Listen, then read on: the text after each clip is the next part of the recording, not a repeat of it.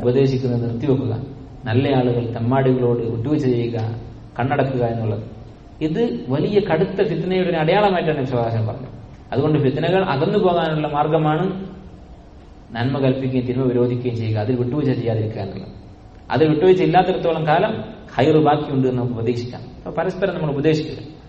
നോക്കൂ, നമ്മുടെ ഒരു ശരീരത്തിൽ, നമ്മുടെ വസ്ത്രത്തിനുള്ളിൽ ഒരു വിഷജീവി കയറിപ്പോയി, ഒരു പാമ്പ് കയറി, അല്ലെങ്കിൽ തേള് കയറി, അത് മറ്റൊരു ആൾ കണ്ടു, ഒരു സുഹൃത്ത് കണ്ടു, അവൻ നമുക്ക് പറഞ്ഞു തന്നിട്ടില്ലെങ്കിൽ അതുപോലെയുള്ള ദുൽമാണ് നമ്മുടെ സുഹൃത്തുക്കളുടെ അടുത്ത് കാണുന്ന തെറ്റുകൾ കണ്ടിട്ട് കണ്ണടക്കുക എന്നുള്ളത്. നാളെ ആഖിറത്തിൽ ഇവൻ ഹിസാബ് ഉണ്ടാകും, ഇതിന്റെ പേരിൽ ഇവൻ വിചാരണ ചെയ്യപ്പെടും.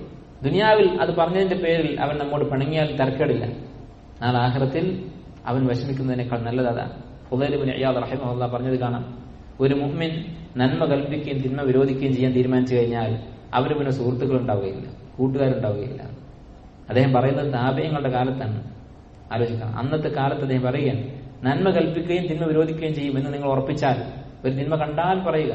അതിന് ഷർത്തുകളുണ്ട്. പറയുന്നത് സൗമ്യമായിട്ട് റിഫ്കോടെ ആയിരിക്കണം, എൽമിന്റെ അടിസ്ഥാനത്തിലായിരിക്കണം, എന്തെങ്കിലും പറയരുത്.